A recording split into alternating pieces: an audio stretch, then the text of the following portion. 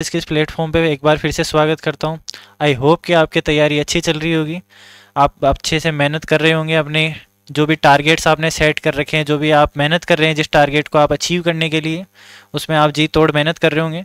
और उसी सीरीज़ में जो हमने आपको बताया था कि बायोलॉजी की हमने लेक्चर सीरीज चालू करी थी विजयपथ के नाम से, जिसमें हम बायोलॉजी के डिफरेंट जो चैप्टर्स होंगे, डिफरेंट जो भी आपको सिलेबस चाहिए होगा, रिक्वायर जो भी होगा, उसमें हम आपको जो है वो उसमें स्टडी करवा रहे हैं, जिसमें आपको मटेरियल प्रोवाइड कर रहे हैं।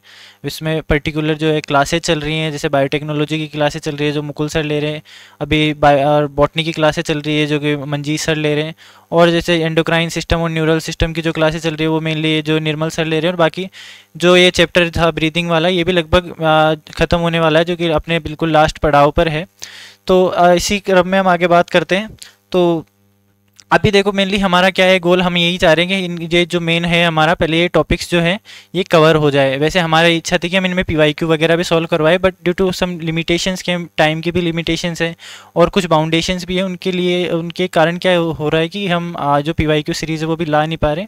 वैसे हमारा मन था कि जैसे चैप्टर ख़त्म हो इसके बाद तुरंत हम वो पीवाईक्यू जो भी होते हैं वो सॉल्व करवाएं। उससे क्या होता है कि जो आपने कंसेप्ट अपने तैयार किए हैं उसमें आपको हेल्प मिले उनको सॉल्व करने के लिए, और आपको लगे कि हाँ आपको क्वालिटी मटेरियल प्रोवाइड किया जा रहा है, क्योंकि आपको ऐसे नहीं लगे कि ऐसे ही हवा में आके बातें करी जा रही है यहाँ पे।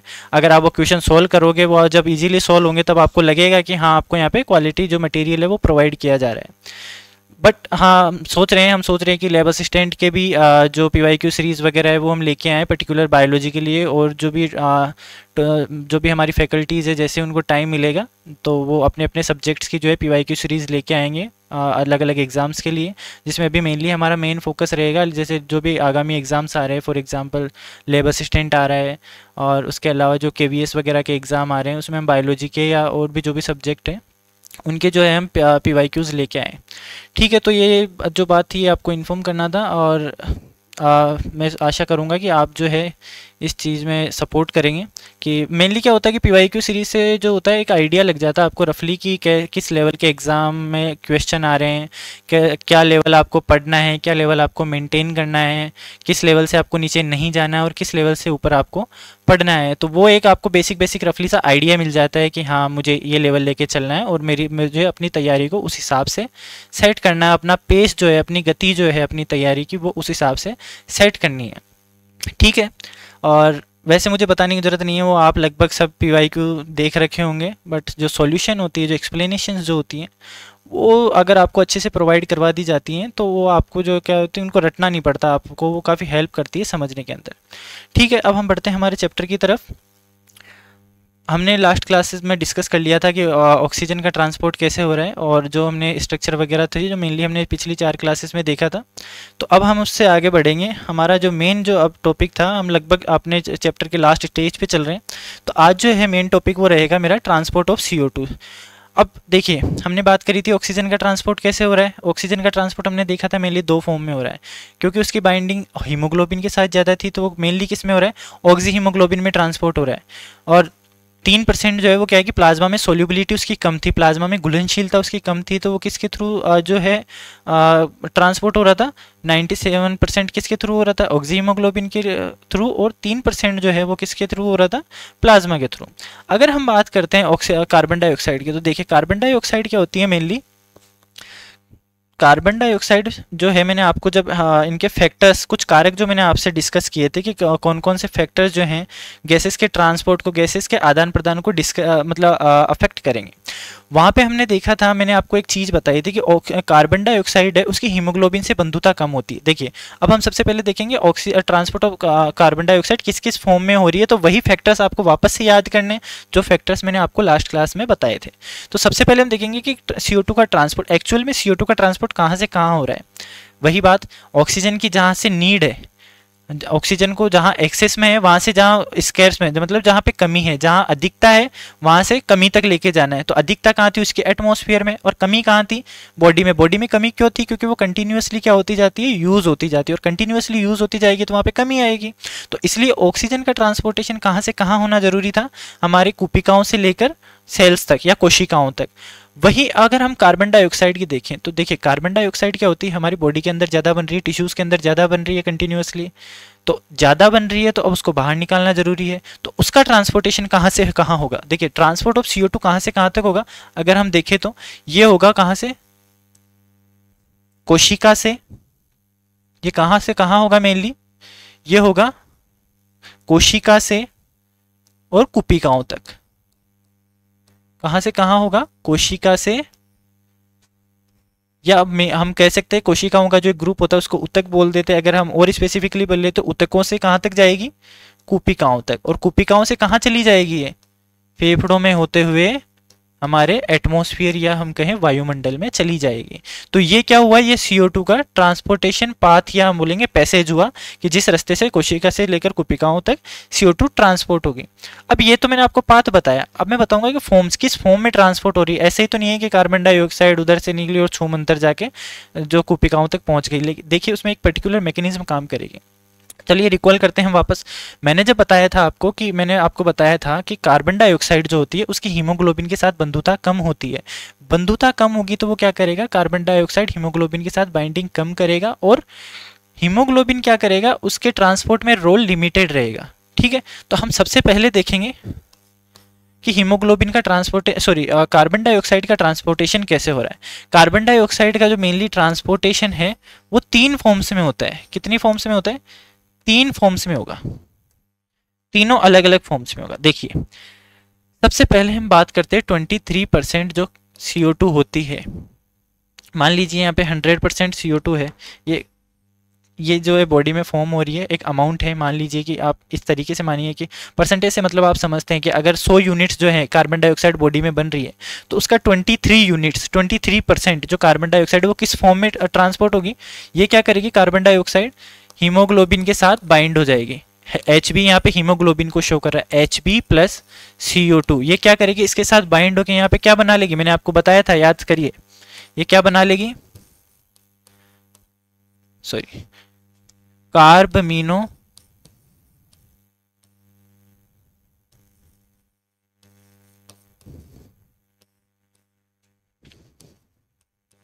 Haemoglobin, कार्बमीनो haemoglobin. अब इसको कार्ब अमीनो क्यों बोल रहे हैं, देखिए मैंने बताया था जब ऑक्सीजन जो हीमोग्लोबिन के साथ बाइंड हो रही है तो वो कौन सी साइड से बाइंड हो रही है, मैंने बताया था आपको ऑक्सी हीमोग्लोबिन। ऑक्सी हीमोग्लोबिन कहाँ पे बाइंड हो रहा था, वो मेनली फेरस जो आयन था, जो आयरन मोलिक्यूल जो था हीमोग्लोबिन के अंदर, उस पे बाइंड हो रही थी। ये जो कार्बन डाइऑक्साइड है ये हीमोग्लोबिन के कौन से पार्ट पर बाइंड होगी, ये बाइंड होगी इसके अमाइन ग्रुप पे, अमाइन ग्रुप। ठीक है, अमाइन ग्रुप के ऊपर बाइंड होगी, इसलिए इसको बोल रहे हैं हम कार्ब अमीनो हीमोग्लोबिन, मतलब कार्बन अमीन साइड पे जुड़ा है हीमोग्लोबिन के, कार्ब अमीनो हीमोग्लोबिन, ये आपको याद रखना है। ठीक है, अब हम देखेंगे 23% का ट्रांसपोर्टेशन हमने देख लिया। अब बाकी का जो 70% है, मतलब कि अभी 23 जो यूनिट्स हैं वो उसके थ्रू ट्रांसपोर्ट हो गए। अब इसके अलावा जो 70% जो यूनिट है जो वो किसके साथ जाएगी, देखिए मेनली क्या होता है कार्बन डाइऑक्साइड की, मैंने आपका कहा था कि प्लाज्मा में जो इसकी सोल्यूबिलिटी या घुलनशीलता होती है वो बहुत ज़्यादा होती है। तो ये जो 70% है ये क्या करेगा, पहले आरबीसी में एंटर करेगा। ठीक है, आरबीसी में एंटर करेगा ये CO2 और वहां पे है ना एक एंजाइम में अभी बताऊंगा एंजाइमेटिक मैकेनिज्म चलती है। तो वो क्या करता है कि इस कार्बन डाइऑक्साइड को किस में चेंज कर देता है, बाई कार्बोनेट आयन में, HCO3 माइनस, किस में चेंज कर देगा, बाई कार्बोनेट आयन। ठीक है, इसमें कन्वर्ट कर देगा। ये बाई कार्बोनेट आयन कहां बन रहा है, पहली बात सोचिए, सुनिए आप मेरी बात, 23% जो है ऑक्सीजन कार्बन डाइऑक्साइड वो किस में कन्वर्ट हो गई, कार्ब अमीनो हीमोग्लोबिन में, किसके साथ जुड़ के, हीमोग्लोबिन के साथ जुड़ के। अब जो ये 77% जो है, सुनिए अभी मेरी बात, 77% जो है ये बच गई अभी। अब इस 77% में से जो 70% जो कार्बन डाइऑक्साइड थी वो किस में एंटर करी, आरबीसी में एंटर करी। आरबीसी में एंटर करके वो क्या करी, ये हीमोग्लोबिन से बाइंड नहीं होगी, ये किससे बाइंड, ये जाके क्या होगी, यहाँ पे एक एंजाइमेटिक एक्टिविटी चलेगी जो मैं अभी आपको आगे प्रॉपर डिस्कस करूंगा, जिसमें क्या होगा कि कुछ एंजाइम्स होंगे वो क्या करेंगे, इसको बाइकार्बोनेट आयन में, मेनली कार्बोनिक एनहाइड्रेज एंजाइम होता है आरबीसी में, वो क्या करेगा, इसको बाइकार्बोनेट आयन में चेंज कर देगा। ये बाइकार्बोनेट आयन क्या करेगा, यहाँ से बाहर मूव करेगा, आरबीसी से बाहर मूव करेगा और कहाँ चला जाएगा, ये जाएगा प्लाज्मा में। प्लाज्मा क्या होता है, जब मैं आपको ऐसे सर्कुलेटरी सिस्टम जब डिस्कस करूंगा उसमें बताऊंगा मैं आपको प्रॉपर कि जो ब्लड है वो किससे मिलकर बना हुआ होता है। ब्लड जो है मेनली ब्लड की जो रक्त कणिकाएं होती हैं उनसे मिलकर बना हुआ होता है, और रक्त कणिकाओं के अलावा जो भी पदार्थ होता है उसको हम बोलते हैं प्लाज्मा। प्लाज्मा एक तरीके से फ्लूइड या द्रव की तरह होता है जो कि ट्रांसपोर्ट मीडियम प्रोवाइड करता है, ठीक है। अब ये जो प्लाज्मा है ये 70% जो कार्बन ये बाइकार्बोनेट आयन ये प्लाज्मा में जाकर सोडियम आयन जो फ्री होंगे उनसे बाइंड होकर वहां से सोडियम बाइकार्बोनेट के रूप में ट्रांसफर होगा। मेरी बात को ध्यान से सुनिएगा, ये जो है बाइकार्बोनेट आयन ये प्लाज्मा में जाएगा, प्लाज्मा में जो है सोडियम आयन फ्रीली पड़े रहते हैं, उनके साथ बाइंड करके किस फॉर्म में जाएगा, सोडियम बाइकार्बोनेट में, सोडियम बाइकार्बोनेट की फॉर्म में जाएगा। लेकिन जा किसके थ्रू रहा है, ये अभी भी प्लाज्मा के थ्रू जा रहा है। ये किसके थ्रू जा रहा था, ये किसके थ्रू जा रहा था, आरबीसी के थ्रू जा रहा था। ये किसके थ्रू जा रहा था, आरबीसी के, क्योंकि हीमोग्लोबिन कहाँ होता है, रेड ब्लड सेल लाल रक्त कणिकाओं के अंदर होता है। ये किसके थ्रू जा रहा है, प्लाज्मा के थ्रू जा रहा है। अब देखिए 7% जो बच गया है CO2 ये किसके जाएगा, ये किसमें डिजोल्व हो जाएगा, डिजोल्व या घुलना, डिजोल्व इनटू प्लाज्मा। ये क्या करेगा, प्लाज्मा में घुल जाएगा, और प्लाज्मा में घुल के प्लाज्मा के फ्लो के जैसे पानी बहता है उसके साथ कई चीजें बह जाती है, तो कार्बन डाइऑक्साइड क्या होगा उसमें मिक्स हो गई, और जैसे जैसे वो फ्लो कर रहा है उस हिसाब से क्या होगा कि ये जो कार्बन डाइऑक्साइड है इसका भी ट्रांसपोर्ट हो जाएगा। अब एक चीज समझिए आप, ये जो 70% था ये प्लाज्मा में डिजोल्व नहीं है, ये 70% प्लाज्मा में घुला हुआ नहीं है, ये सोडियम बाइकार्बोनेट जो है केमिकल उसमें कन्वर्ट हुआ है और उसके थ्रू ट्रांसपोर्ट होगा। लेकिन इवेंचुअली जा किसके थ्रू रहा है, प्लाज्मा में मिक्स होके। ये क्या हो रहा है यहाँ पे 7% ये डिजोल्व हो गया प्लाज्मा के अंदर और प्लाज्मा के थ्रू जा रहा है, ठीक है। ये तो प्लाज्मा के अंदर ही डिजोल्व हो गया, फ्लूइड में डिजोल्व हो गया, उसके थ्रू जो है ट्रांसपोर्ट हो रहा है। तो यहाँ पे हम क्या ये नहीं कह सकते कि अप्रोक्सीमेटली 77% CO2 जो है वो किसके थ्रू ट्रांसपोर्ट होगी, प्लाज्मा के थ्रू।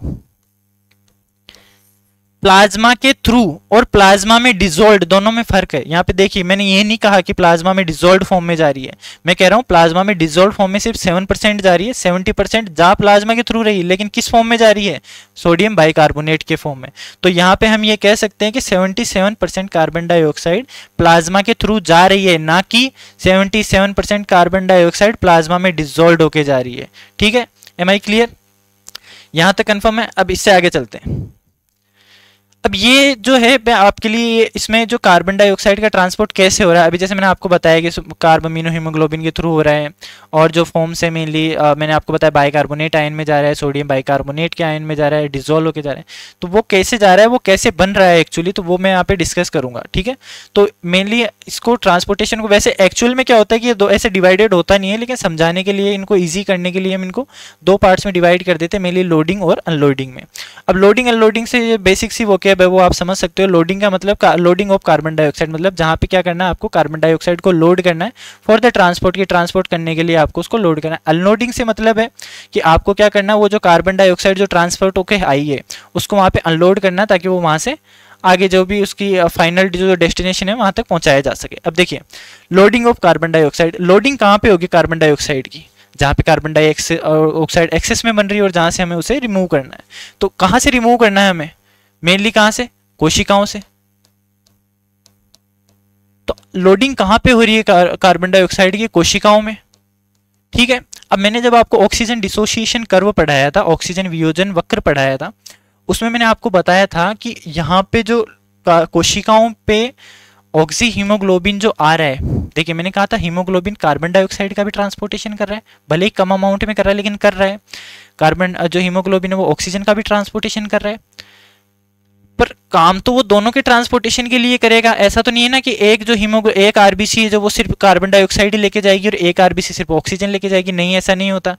दोनों एक जो आरबीसी होगी वो at the same time carbon dioxide को भी लेके जाएगी, at the same time oxygen को भी लेके जाएगी।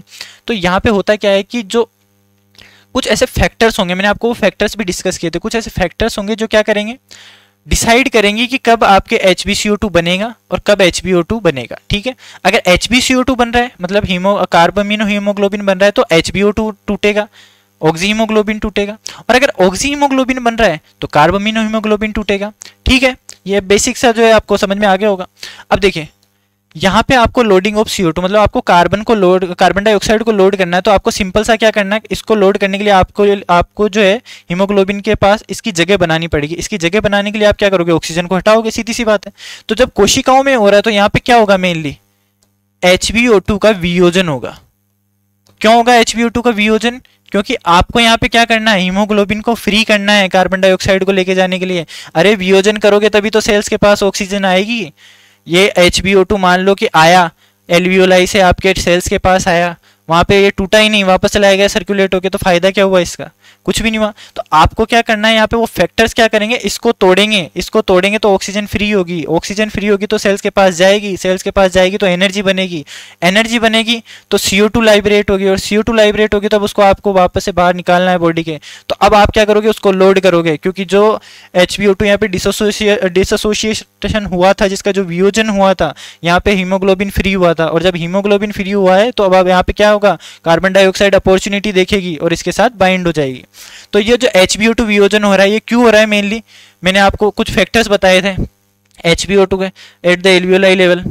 ये फैक्टर्स जो होंगे मेनली ये काम करेंगे किसके लिए, अब मैंने ये फैक्टर्स बताए थे कि जब HbO2 टूट रहा है, HbO2 टूट रहा है तो कहाँ पे टूट रहा है HbO2 बताइए, HbO2 राइट शिफ्ट यहाँ पे टूट रहा है HbO2, और मैंने बताया था यहाँ पे कि HbCO2 फॉर्मेशन होगा। तो ये कौन से जो फैक्टर्स हैं कि टिश्यू लेवल पे होगा, इसको हम बोर्स इफेक्ट बोलेंगे, जब HbO2 टूटेगा और HbCO2 बनेगा। दूसरा मतलब टिश्यू लेवल पे क्या होगा, PO2 कम होगा, क्योंकि कंटिन्यूअसली PO2 काम आ रही है, PCO2 ज्यादा होगी, PCO2 ज्यादा हो रही है क्योंकि कंटिन्यूअसली CO2 बन रही है, उसका हमें ट्रांसपोर्ट करना है, इसलिए CO2 क्या करेगी, उसके साथ बाइंड कर जाएगी हीमोग्लोबिन के साथ। ये जो PCO2 ये ज्यादा है, मतलब H+ आयन भी ज्यादा है, H+ आयन ज्यादा है तो pH कम है, ठीक है, pH का, और यहाँ पे मैंने क्या बताया था, P50 का जो P50 जो है बढ़ेगा। तो ये चीजें आपको समझ आ गई, इसको हम क्या बोल देते हैं, बोर्स इफेक्ट बोल रहे हैं। तो यहाँ पे ये फैक्टर्स मैं वापस से मेंशन करने वाला नहीं हूं, ठीक है, ठीक है, ये फैक्टर्स मैं वापस से मेंशन नहीं करा, बस मैंने इतना लिख दिया, HbO2 का वियोजन होगा और HbCO2 का फॉर्मेशन होगा, फॉर्मेशन मतलब बनना, ठीक है। ये फैक्टर्स आपको ऑक्सीजन डिसोसिएशन कर्व में मिल जाएंगे, वहां पे आपको आप जाके देख सकते हो, वैसे मैंने डिस्कस कर दिया। अब देखिए यहाँ पे एक्चुअल में हो क्या रहा है, ठीक है, आपको ध्यान से देखना है। हमें पता है सेलुलर रेस्पिरेशन क्या होता है, कोशिकीय श्वसन क्या होता है, उसमें मेनली क्या होता है, कोशिकीय श्वसन में C6H12O6 ये जो ग्लूकोज मॉलिक्यूल होता है उसका फॉर्मूला होता है।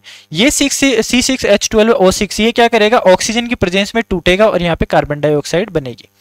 अब यहाँ पे ऑक्सीजन कहाँ से आ रही है, और अभी तो मैंने बताया कि लोडिंग ऑफ CO2 इसका अपोजिट कर लो, अगर CO2 की लोडिंग हो रही है तो O2 की क्या होगी, यहाँ पे अनलोडिंग होगी। मैंने क्या बताया था, HbO2 डिसोसिएशन होगा और HbCO2 का फॉर्मेशन होगा। तो जो HbO2 डिसोसिएट हो रहा है तो यहाँ से ऑक्सीजन कहाँ पे मिल जा रही है, जो ये RBC जो लेके आई थी एल्वियोलाई से, हम कहाँ पे बात कर रहे हैं, सेल्स के लेवल पे बात कर रहे हैं, सेल्स के लेवल पे बात कर रहे हैं। तो जो ऑक्सीजन आई थी वो कहाँ जाएगी, RBC के पास से ये जाएगी टिश्यूज के पास। तो हम मान लेते हैं, अभी मैं बता दूंगा एक्चुअल में कि कैसे कैसे आई, लेकिन हम मान लेते हैं जो ऑक्सीजन यहाँ पे आई उसने C6H12O6 का ऑक्सीडेशन किया और यहाँ पे क्या बना दिया, यहाँ पे एनर्जी ऊर्जा बना दी, प्लस बाई प्रोडक्ट में क्या बन गया, CO2 हाई अमाउंट में, ठीक है। अब हाई अमाउंट में CO2 बन गया, इसकी हमें लोडिंग करनी है, इसकी हमें लोडिंग करके कहाँ भेजना है, एल्वियोलाई तक भेजना है। तो अब वो हम देखेंगे कि इसके एक्चुअल में लोडिंग कैसे हो रही है, ठीक है। आइए देखिए, ये RBC है, ये मैंने RBC बनाई है, और ये इधर जो है ये टिश्यू है, हम इसको लिख देते हैं, ये है क्या, टिश्यू, या हम इसके लिख देते हैं उत्तक, लिख देते हैं, मान लीजिए उत्तक या कोशिका, ठीक है, कुछ भी लिख सकते हैं आप, उत्तक लिख दिया। और ये क्या है, ये RBC है, RBC या लाल रक्त कणिका, ठीक है। अब देखिए यहाँ पे क्या हो रहा है, आप एक अज्यूम करके चलिए, अज्यूम क्या जो है फैक्ट वो मान के चलिए कि जो एल्वियोलाई लेवल पे मैंने क्या बताया था कि HbO2 का फॉर्मेशन हुआ था, ऑक्सी हीमोग्लोबिन, तो वो ट्रांसपोर्ट होके टिश्यू लेवल तक आएगा। हमने माना कि ये जो HbO2 जो वहां से बन के आया था, अब मैंने यहाँ पे क्या बताया था कि कुछ फैक्टर्स जो क्या करेंगे, इसको डिसोशिएट करेंगे, तो यहाँ पे क्या हो जाएगा, ऑक्सीजन फ्री मॉलिक्यूल क्या हो जाएगा, फ्री हो जाएगा, तो हीमोग्लोबिन प्लस O2। अब ये हीमोग्लोबिन प्लस O2 नहीं, HbCO2 प्लस O2। अब ये कैसे आया, देखिए समझिए, HbO2 था, यहाँ पे मैंने क्या बताया कि पार्शियल प्रेशर वो ऑक्सीजन डिक्रीज होगा और partial pressure of carbon dioxide increase होगा, और जिसकी ज्यादा पार्शियल प्रेशर होगा वो इसके साथ बाइंड कर जाएगा हीमोग्लोबिन के साथ। HbO2 है, यहाँ पे क्या हुआ कि पार्शियल प्रेशर ऑक्सीजन का कम था, ऑक्सीजन का क्या होने लगा, HbO2 का वियोजन होने लगा। अब जब HbO2 का वियोजन हो रहा है तो ये क्या करेगा, कार्बन डाइऑक्साइड यहाँ पे अपॉर्चुनिटी देखेगा, ये अपॉर्चुनिटी दिखते ही ये क्या करेगा, इस जैसे हीमोग्लोबिन फ्री हुआ ये इसके साथ बाइंड कर गया, तो यहाँ पे क्या हुआ, HbCO2 फॉर्म हो गया और बाई प्रोडक्ट क्या बन गया, O2। ये ऑक्सीजन अब कहाँ जाएगी, ये ऑक्सीजन कहाँ जाएगी बताओ, ये ऑक्सीजन जाएगी सीधा हमारे टिश्यूज के पास, क्योंकि इनको ऑक्सीजन की नीड है। और यहां पे जो ये कार्बन डाइऑक्साइड बनी थी, यहां पे जो ये कार्बन डाइऑक्साइड बनी थी ये कहां जाएगी, ये कार्बन डाइऑक्साइड जाके सीधी लोड हो जाएगी इसके साथ। ठीक है, समझ आया। तो कितनी लोड होगी बताइए, हीमोग्लोबिन के साथ ट्रांसफर हो रही है, कितनी ट्रांसफर हो रही है, 23% कार्बन डाइऑक्साइड क्या हुई, इसके साथ बाइंड हो गई और अब ये इसी फॉर्म में ट्रांसपोर्ट होगी। ठीक है, इसके बाद मैंने बताया था आपको कि 7% जो कार्बन डाइऑक्साइड है वो कैसे जा रही है, dissolve into plasma, dissolve into plasma. RBC है, तो आरबीसी कहां पे होती है, मेनली ब्लड वेसल में ही होगी।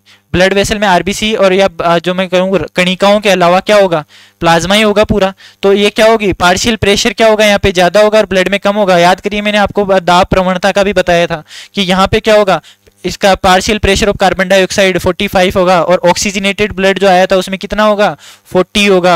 और जैसे ये 45 से 40 में ट्रांसफर होगा उस ब्लड को क्या बना देगा, ये डीऑक्सीजनेटेड, और उससे ऑक्सीजन भी निकल गया तो क्या बन गया, वो डीऑक्सीजनेटेड। समझ गए। तो यहां से जो है कार्बन डाइऑक्साइड पहले डीऑक्सीजनेटेड ब्लड में ट्रांसफर हो रही है, देन उसको ऑक्सीजनेटेड में ट्रांसफर हो रही है, देन उसको डीऑक्सीजनेटेड में कन्वर्ट कर रही है। ठीक है, डीऑक्सीजनेटेड में पार्शियल प्रेशर कितना हो जाएगा, 45। समझ रहे हैं। ठीक है, तो ये डिसॉल्व इन प्लाज्मा, प्लाज्मा में डिसॉल्व हुआ 7% और ये क्या होगा, अब सीधा कहां तक पहुंच जाएगा, एल्वियोलाइज तक थ्रू द सर्कुलेशन।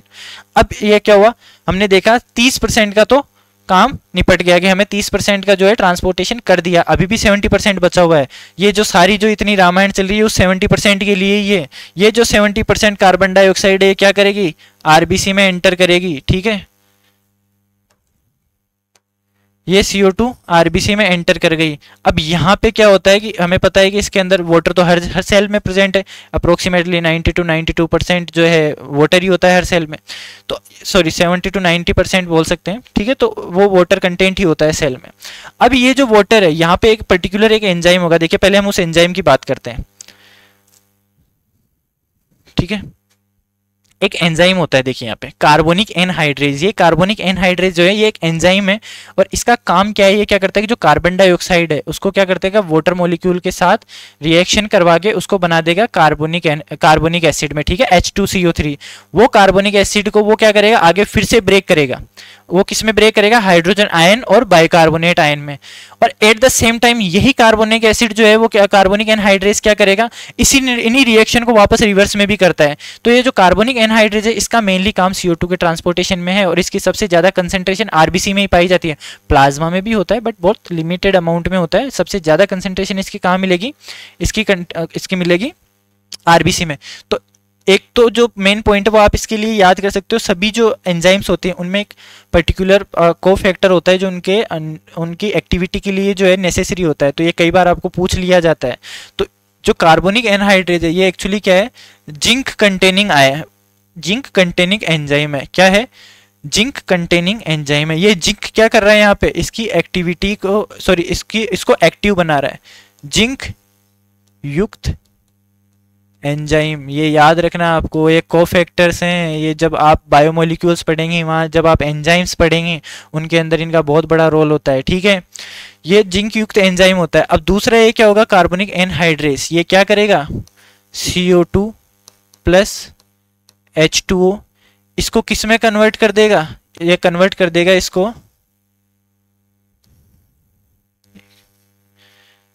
H2CO3 या जिसको हम बोल देते हैं कार्बोनिक अम्ल या एसिड। ठीक है, यही जो है कार्बोनिक एनहाइड्रेज क्या करेगा, इस H2CO3 को किस में ब्रेक कर देगा, hydrogen ion plus bicarbonate ion में। ठीक है, क्या किया, ये किसने किया, किसने काम किया ये इनको ब्रेक करने का, ये किया कार्बोनिक एन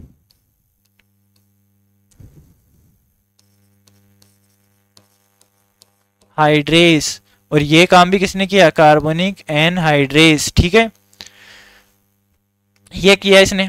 अब ये अभी मैं वापस से डिस्कस करूंगा, जब पहले हम एक बार वो डिस्कस करेंगे, उसके बाद से इसका एक फ्लो चार्ट है वो मैं बना के बताऊंगा आपको। ये यही जो कार्बोनिक एनहाइड्रेज है ये क्या करता है, एट द सेम टाइम ये क्या करेगा, इन्हीं रिएक्शंस को ये क्या कर सकता है, वापस से रिवर्स कर सकता है कि H प्लस और HCO3 माइनस को किस में कन्वर्ट कर सकता है, H2CO3 में, और इस H2CO3 को ये ब्रेक कर सकता है कार्बन डाइऑक्साइड प्लस H2 में। और ये सारी रिएक्शन कहाँ हो रही है, ये रिएक्शन हो रही है RBC में। तो ये आपको एक पॉइंट याद रखना है कि इसकी जो मैक्सिमम जो सांद्रता होगी, अधिक सांद्रता कहाँ होगी, अधिक सांद्रता, सांद्रता का मतलब है इनका नंबर कहाँ ज्यादा होगा। ठीक है, अधिक सांद्रता होगी इसकी लाल रक्त कणिकाओं में, लाल रक्त कणिकाओं में,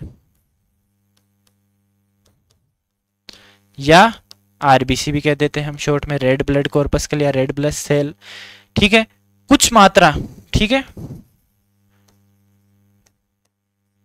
कुछ मात्रा किस में मिलेगी, प्लाज्मा में भी मिलेगी। ठीक है, समझ में आया। ठीक है, हम वापस अपने उस पर चलते हैं जहां पे हम ट्रांसपोर्टेशन देख रहे थे। ठीक है, तो ये कार्बन डाइऑक्साइड को और H2O जो है ये किस में कन्वर्ट हो जाएगी, यहाँ पे बताइए किस में कन्वर्ट होगी, H2CO3 में। ये H2CO3 ये कौन करवा रहा है बताइए इसको कन्वर्ट, कार्बोनिक एनहाइड्रेज। अब ये जो H2CO3 है बताइए किस में कन्वर्ट होगा आगे, अभी मैंने डिस्कस किया उधर, ये जो H2CO3 है, ये जो H2CO3 है ये किस में कन्वर्ट हो रहा है आगे, किस में कन्वर्ट हो रहा है ये, H plus plus HCO3 minus में। अब देखिए यहाँ पे, अब फिर से यहाँ पे रामायण है, समझिए थोड़ा। H प्लस ये भी कौन कर रहा है, ये भी कार्बोनिक एनहाइड्रेज कर रहा है। अब देखिए हम जब सेल पढ़ते हैं या कुछ भी हम पढ़ते हैं तो उसमें हमें ये पता है कि जो भी सेल है पर्टिकुलर जो वो उसका साइटोप्लाज्म है, उसकी पीएच, उसकी आयोनिक कंसंट्रेशन, आयंस की जो सांद्रता होती है, चाहे वो पॉजिटिव आयंस हो चाहे नेगेटिव आयंस हो, उनकी कंसंट्रेशन हमेशा बैलेंस में रहनी चाहिए, हमेशा न्यूट्रल रहनी चाहिए, तभी क्या करेंगे वो पर्टिकुलर उसके एंजाइम्स काम करेंगे। अब देखिए यहाँ पे हुआ क्या कि इतनी देर इसमें H प्लस नहीं था ना बाइकार्बोनेट आयन था, जैसे ही कार्बन डाइऑक्साइड ने एंटर किया यहाँ पे क्या हुआ, हाइड्रोजन आयंस की कंसंट्रेशन बढ़ने लगी और HCO3 माइनस बढ़ने लगा। अब जो H प्लस है, H प्लस बढ़ रहा है तो इससे क्या हो रहा है, यहाँ की कंसंट्रेशन क्या हो रही है, घट रही है। कंसंट्रेशन सॉरी H प्लस बढ़ रहा है तो इसका मतलब क्या हुआ, यहाँ पे पीएच घट रही है। अब पीएच घट रही है तो क्या इसका ऑप्टिमम जो क्रांतिक जो पीएच चाहिए थी एंजाइम्स को, क्या वो मिलेगी, नहीं मिलेगी। तो अब यहाँ पे क्या होगा कि हमें पता है कि इस H प्लस का जल्दी से जल्दी हमें को सॉल्यूशन निकालना होगा। यहाँ पे क्या करता है कि जो देखिए HbO2 जो है, जो 97% वहां से बन के आया था, कुछ क्या हुआ यहाँ पे डिसोसिएट हो गया और HbCO2 बना के O2 रिलीज कर दिया। कुछ HbO2 जो कि आरबीसी में प्रेजेंट है, देखिए अलग अलग रिएक्शन नहीं हो रही, एट द सेम टाइम हो रही, तो कुछ HbO2 उसमें पार्ट ले लिया, कुछ HbO2 जो इसमें था इसमें प्रेजेंट ले लिया। ये HbO2 यहाँ पे क्या बनेगा, यहाँ पे ये जो है अपना काम, अपना जो काम है जो करेगा, ये बोलेगा कि ठीक है ये जो H प्लस आयन है इसके कंसंट्रेशन को मैं बैलेंस कर देता हूँ यहाँ पे। तो ये क्या करेगा, HbO2 यहाँ से डिसोसिएट होगा, O2 यहाँ से क्या होगी, निकल के कहाँ चली जाएगी, ये O2 निकल के कहाँ चली गई, ये चली गई टिश्यू को। और ये जो हीमोग्लोबिन था इसने इस हाइड्रोजन आयन के साथ मिलकर यहाँ पे क्या बना लिया, हीमोग्लोबिनिक एसिड या HHB। ठीक है, समझ में आ रहा है। ये जो H प्लस आयन है ये इस हीमोग्लोबिन के साथ जुड़ेगा और इसने यहाँ पे बना लिया HHB। इसको हम बोल देंगे हीमोग्लोबिनिक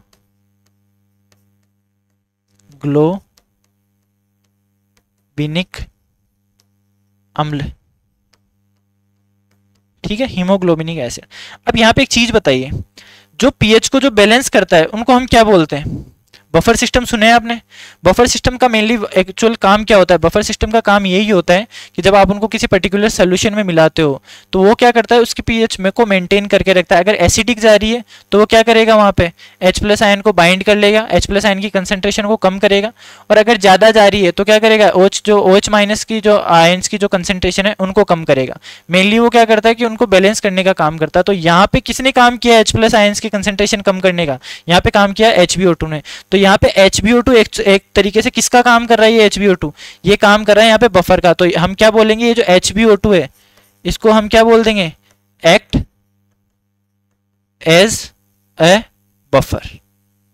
ये क्या कर रहा है, एक बफर की तरह कार्य कर रहा है। ठीक है, ये आपको पॉइंट याद रखना है कि eight the level of alveoli buffer system का काम कौन कर रहा है? यहाँ पे बफर का काम कर रहा है HbO2 का, ऑक्सी हीमोग्लोबिन।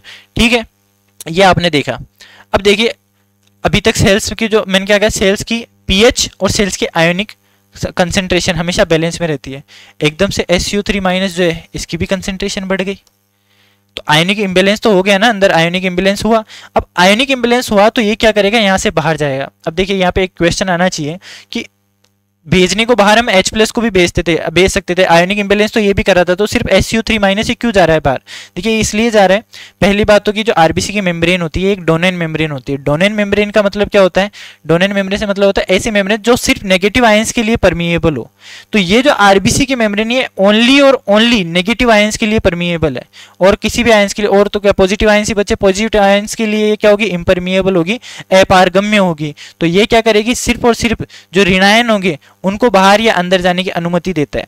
तो ये जो HCO3 है, अब इनकी कंसेंट्रेशन क्या होगी, अंदर ज्यादा होगी, और इनकी कंसेंट्रेशन प्लाज्मा में, ये जो पूरा है ये प्लाज्मा है, ये प्लाज्मा के अंदर इसकी कंसेंट्रेशन कम है, इसको छूट है कि आप बाहर जा सकते हो। तो ये क्या करेगा, यहाँ से HCO3 ये जो है ये ट्रांसपोर्ट प्रोटीन से ये क्या करेगा, इन मेम्ब्रेन्स के थ्रू बाहर आ गया। बाहर कहाँ आ गया, ये प्लाज्मा में आ गया। अब प्लाज्मा के आके इसने क्या किया, यहाँ पे ये आ गया प्लाज्मा में मूव कर गया, क्योंकि कंसेंट्रेशन कम थी। और डिफ्यूजन क्या होता है, जब आयंस क्या होते हैं अपनी high concentration to low concentration जाते हैं उसको बैलेंस करने के लिए। SU3 माइनस बाहर आया, बाहर आते ही इसको क्या मिला, Na+ आयन फ्रीली घूम रहा था, इसने आते ही क्या हुआ, इसको लपेट लिया कि आजा। अब ये जो Na+ है ये इस SU3 के साथ मिलकर इसने क्या बना लिया, NaSCO3 सोडियम बाइकार्बोनेट। और याद करिए मैंने आपको बताया था कि 70% कार्बन डाइऑक्साइड का ट्रांसपोर्टेशन बाइकार्बोनेट आयन में के थ्रू ट्रांसपोर्ट होगा, और ये बाइकार्बोनेट आयन है ये किसके थ्रू मूव करेगा, प्लाज्मा के थ्रू मूव कर जाएगा। कहाँ तक जाएगा, एल्वियोलाई तक जाएगा। ठीक है, तो ये समझ में आया। अब देखिए मेम्ब्रेन पोटेंशियल सुना है कि मेम्ब्रेन जो होती है हमारी बॉडी की जो सेल्स होती है उनका एक पर्टिकुलर मेम्ब्रेन जो विभव, जो उनका विभवांतर जो होता है वो फिक्स होता है। अब जब ये नेगेटिव आयंस कंटिन्यूअसली इससे बाहर मूव करेंगे तो इसके अंदर की तरफ क्या हो जाएगा, नेगेटिव आयन का अमाउंट जो है वो ज़्यादा हो जाएगा। सेल के अंदर क्या हो जाएगा, नेगेटिव आयन का अमाउंट ज़्यादा हो जाएगा। क्यों, क्योंकि अंदर से नेगेटिव आयन ज़्यादा मूव कर रहे हैं बाहर, और जब अंदर से नेगेटिव आयन ज़्यादा मूव करेंगे तो क्या हो जाएगा, अंदर नेगेटिव आयन जो मेम्ब्रेन पोटेंशियल है वो डिस्टर्ब हो जाएगा। मेम्ब्रेन का पोटेंशियल डिस्टर्ब हो गया, मेम्ब्रेन का पोटेंशियल डिस्टर्ब नहीं होना चाहिए। अगर आपको कंटिन्यूअस ट्रांसपोर्टेशन करना है तो मेम्ब्रेन का पोटेंशियल बैलेंस में रहना चाहिए। अब इस मेम्ब्रेन के पोटेंशियल को बैलेंस करने के लिए क्या होगा, यहाँ पे हमें पता है कि क्लोराइड आयन जो इसकी कंसेंट्रेशन क्या होगी, प्लाज्मा में ज़्यादा होगी। और हमें पता था कि जो मेम्ब्रेन पोटेंशियल जो मेम्ब्रेन है आरबीसी की वो सिर्फ नेगेटिव चार्ज पार्टिकल्स के लिए ही परमिएबल होती है। तो ये क्लोराइड आयन क्या करेगा, यहां से इसके अंदर मूव कर जाएगा आरबीसी के अंदर। ये मूव क्यों कर रहा है, क्यों, क्योंकि इसको मेम्ब्रेन का पोटेंशियल को बैलेंस करना है।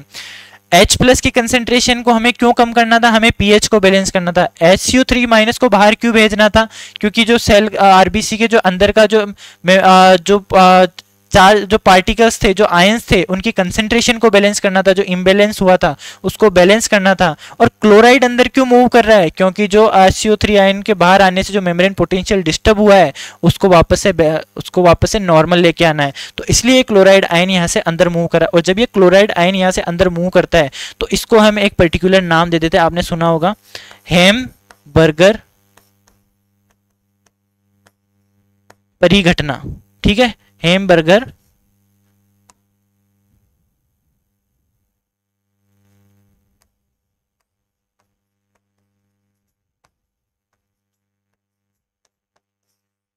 ठीक है, हेमबर्गर फिनोमिनन आपको यहाँ पे दिख रहा होगा, दिख नहीं रहा होगा, लेकिन आपको इतना तो दिख रहा है ना, हेमबर्गर, इसको हम बोल देते हैं हेमबर्गर परिघटना। ठीक है, समझ में आया, या इसको क्लोराइड शिफ्ट भी बोल देते हैं। ये समझ में आया आपको? आपको अब जो हम, अब ये क्या हुआ, इतना सब कुछ तामझाम हो गया, अब ये कहाँ जाएगा, ये कहाँ पे ट्रांसपोर्ट हो गया, ये जाएगा एल्वियोलाई पे। अब एल्वियोलाई पे हम देखते हैं ये ट्रांसफर हो गया सारा, इतना सब कुछ हुआ, ये लोड हुआ, यहाँ से पहला पहला कार्बन डाइऑक्साइड कहाँ लोड हुआ, यहाँ पे। तो हमें मेनली यही चीजें ध्यान रखनी कि पहला यहाँ पे लोड हुआ, दूसरा कहाँ पे लोड हुआ, यहाँ पे, और तीसरा कहाँ पे लोड हुआ, वो यहाँ पे हम देखेंगे कि मेनली तो यहीं पे हुआ दो, तीसरा तो इसके थ्रू जा ही रहा है, प्लाज्मा के थ्रू, तो इस पे हमें मेनली फोकस नहीं करना है, ये तो ट्रांसपोर्ट हो जाएगा, मेनली हमें इन पे ट्रांसपोर्ट करना है। तीसरा जो हीमोग्लोबिन की एसिड बना था, इसकी भी आगे अभी आगे वापस से सिग्निफिकेंस आएगी, वो हम देखेंगे। ठीक है,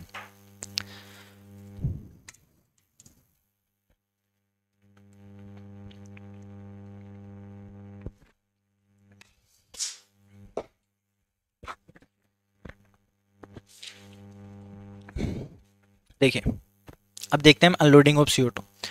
अनलोडिंग ऑफ CO2 वही आप इसका अपोजिट कर सकते हो। अगर CO2 की अनलोडिंग हो रही है, अगर CO2 की अनलोडिंग हो रही है, तो इसका मतलब ये क्या हो रहा है, यहाँ पे O2 की लोडिंग हो रही होगी। अब CO2 की अनलोडिंग हो रही है, मतलब HbCO2 जो बना था वो टूटेगा, और क्या होगा, हीमोग्लोबिन फ्री होगा, तो ऑक्सीजन जुड़ जाएगा। तो अब आप इसका उल्टा लिख सकते हो। पहली बात तो ये हो कहाँ रहा, ये बताइए, ये कहाँ हो रहा है, हमने देखा है यहाँ पे ये कोशिकाओं पे हो रहा है। तो HbCO2 कहाँ टूटेगा, कहाँ हमें CO2 को बाहर निकालना है, कोशिकाओं पे। तो ये किसके स्तर पे होगा, कोशिकाओं के स्तर पे। ठीक है, कोशिकाओं के स्तर पर। और दूसरा मैंने क्या कहा था, HbO2 यहाँ पे वियोजन हो रहा है, तो अब यहाँ पे क्या होगा, HbCO2 का वियोजन होगा, कार्ब अमीनो हीमोग्लोबिन का वियोजन होगा, और फॉर्मेशन किसका होगा, HbO2 का फॉर्मेशन होगा। फैक्टर्स मैंने आपको ऑक्सीहीमोग्लोबिन जो डिसोसिएशन कर्व बताया था आपको, ऑक्सीजन डिसोसिएशन कर्व, उसमें मैंने बता दिए थे, तो बार बार रिपीट करने से कोई सेंस नहीं है। तो ये जो स्ट्रक्चर ये एल्वियोलाई की है, और ये वही फिर से आरबीसी है। ठीक है, अब आप मान लीजिए कि ये जो आरबीसी आई थी, ये क्या किया, जितना भी ये जो लोड हुआ था, ये सबको वापस लेके आ गए यहाँ पे। कहाँ पे लेके आई, at the level of alveoli. अब यहाँ पे क्या चेंजेस हो रहे हैं वो देखते हैं। देखिए यहाँ पे क्या हो रहा है, मेनली हमने देखा, अब ये जो HbCO2 था, ये भी ट्रांसपोर्ट होकर यहीं पे आएगा। ठीक है, तो देखते हैं कि Hb जो CO2 था, ये ट्रांसपोर्ट होकर यहाँ पे आ गया।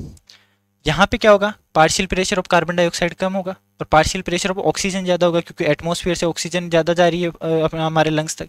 यहाँ पे क्या होगा कि ये जो HbCO2 है, ये ब्रेक हो जाएगा, और क्या बना देगा, HbO2 प्लस बाई प्रोडक्ट में क्या बन गया, CO2। क्योंकि पार्शियल प्रेशर या कंसेंट्रेशन की बात करूँ तो किसकी कम है, कार्बन डाइऑक्साइड की ज़्यादा है, तो कार्बन डाइऑक्साइड जो है इसकी एफिनिटी से कम हो गई, वो टूट गया, और इस अपॉर्चुनिटी का फायदा किसने उठाया, ऑक्सीजन ने। तो अब देखिए यहाँ पे आपको क्या समझ में आया कि जो एल्वियोलाई से जो ऑक्सीजन थी उसकी लोडिंग हुई यहाँ पे। ठीक है, ये लोडिंग हुई, और जो ये CO2 बना है इसकी क्या होगी, यहाँ पे अनलोडिंग हो गई।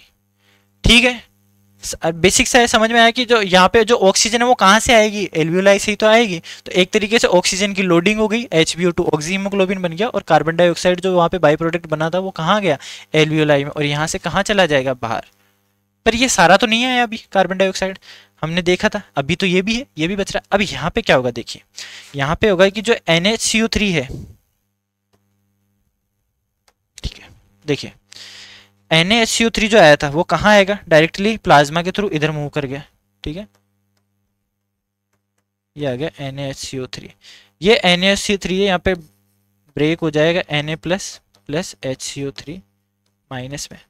ये जो HCO3 माइनस है, अब इसकी कंसेंट्रेशन प्लाज्मा में ज़्यादा बढ़ गई, तो ये क्या करेगा, यहाँ से मूव कर जाएगा RBC के अंदर, क्योंकि RBC में HCO3 की कंसेंट्रेशन कम थी, तो इसको बैलेंस करने के लिए HCO3 कहाँ जाएगा, यहाँ से अंदर। अब मैंने आपको एक चीज़ बताई थी, याद करिए, कार्बोनिक एनहाइड्रेज। ये कार्बोनिक एनहाइड्रेज यहाँ पे क्या करेगा, HCO3 जो है इसके साथ अंदर, हमें पता है वाटर मॉलिक्यूल तो है ही, सॉरी, ठीक है, ये यहाँ से मूव कर जाएगा। अब देखिए एट द सेम टाइम यहाँ पे क्या हो रहा है, जो हीमोग्लोबिनिक एसिड जो हमारे पास बन के आया था,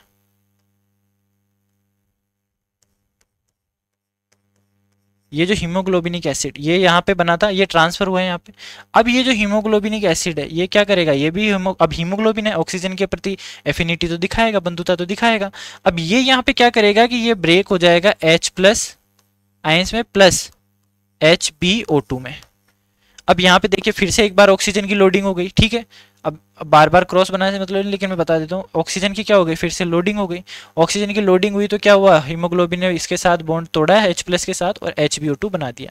अब यहाँ पे HH भी क्या शो कर रहा है, H प्लस कौन डोनेट करता है, जो स्ट्रॉन्ग एसिड होते हैं, जो प्रबल अम्ल होते हैं, वो उनकी नेचर क्या होती है कि वो क्या करेंगे, H प्लस डोनेट करेंगे। तो यहाँ पे जो हीमोग्लोबिनिक एसिड है पहले किसकी तरह काम कर रहा था, पहले यहाँ पे क्या कर रहा था, यहाँ पे बफर की तरह काम कौन कर रहा था, HbO2, और HH भी क्या कर रहा था, इनके एक्सेप्टर की तरह काम कर रहा था। अब यहाँ पे HH भी क्या करेगा, ये काम करेगा स्ट्रॉन्ग एसिड की तरह, ठीक है, स्ट्रॉन्ग एसिड की तरह काम करेगा। क्यों, क्योंकि H प्लस डोनेट कर रहा है। अब देखिए फिर से HHB की कंसंट्रेशन बढ़ गई यहाँ पे।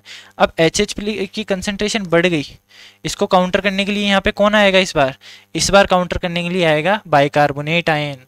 ये बाइकार्बोनेट आयन जो है आरबीसी से यहाँ अंदर मूव किया, सॉरी प्लाज्मा से आरबीसी में मूव किया, ये बोला कि ठीक है इसको मैं हैंडल करता हूँ। ये क्या करेगा यहाँ पे, देखिए ये जो है ये क्या करेगा, यहाँ पे इसने एंटर किया, ये क्या करेगा, अब आप सब छोड़ो मैं करता हूँ इसको हैंडल। इसने क्या किया, इस H प्लस आयंस को कन्वर्ट कर दिया कार्बोनिक एनहाइड्रेज ने क्या किया, इनको कन्वर्ट कर दिया किस में, कार्बोनिक एसिड में, ठीक है। ये कार्बोनिक एसिड मैंने आपको बताया था, ये किस में कन्वर्ट होगा, कार्बोनिक एसिड H2CO3, ये किस में कन्वर्ट होगा, ये कन्वर्ट हो जाएगा H2O प्लस CO2 में, ठीक है। ये भी किसने किया, कार्बोनिक एनहाइड्रेज ने। और ये जो कार्बन डाइऑक्साइड जो आपकी 70% कन्वर्ट हुई थी वो कहाँ हो जाएगी इवेंचुअली रिलीज, आपकी एल्वियोलाई में, और यहाँ से कहाँ चली जाएगी, ये बाहर। और जो 7% थी वो तो डायरेक्टली यहाँ पहुँच ही गई। तो अब तक कितनी आ गई टोटल CO2, ठीक है, 23% ये आ गई, 70% ये आ गई और 7% ये आ गई। तो 100% कार्बन डाइऑक्साइड का ट्रांसपोर्टेशन हो गया, ठीक है। ये आपको समझ में आया। अब देखिए H प्लस आयन की कंसंट्रेशन बढ़ी, इसको काउंटर किसने किया, HCO3। तो इस बार HCO3 काम क्या कर रहा है यहाँ पे, बफर की तरह है। ये बाइकार्बोनेट आयन जो है ये क्या काम करेगा, एक्ट एज अ बफर। तो एल्वियोलाई लेवल पे बफर की तरह काम कौन करेगा, बाइकार्बोनेट आयन। और टिश्यू लेवल पे कौन करेगा बफर की तरह काम, ऑक्सी हीमोग्लोबिन, ठीक है। ये आपको समझ आया। अब देखिए SCO3 माइनस है, वो अंदर एंटर किया क्योंकि कंसंट्रेशन कम थी और उसको काउंटर करना था H प्लस को। अब ये एंटर कर गया तो क्या अंदर क्लोराइड आयन का काम है क्या, नहीं, क्लोराइड आयन का कोई काम नहीं है क्योंकि अंदर से नेगेटिविटी ज़्यादा बढ़ जाएगी। अब अंदर नेगेटिविटी बढ़ गई तो ये इवेंचुअली यहाँ पे क्या करेगा, जो क्लोराइड आयन अंदर पड़ा था ये क्लोराइड आयन क्या करेगा, वापस बाहर मूव कर जाएगा आरबीसी से। और ये जब बाहर मूव करेगा तो इसी फिनोमिनन को हम बोल देते हैं रिवर्स क्लोराइड शिफ्ट, ठीक है। Am I clear. तो यहाँ पे जो चीज़ थी वो वापस नॉर्मल हो गई। हमें क्या चाहिए था इवेंचुअली कि HbO2 का फॉर्मेशन हो जाए और HbCO2 का डिसोसिएशन हो जाए। तो वो इवेंचुअली हो गया कि HbCO2 डिसोसिएट हो गया, HbO2 बन गया।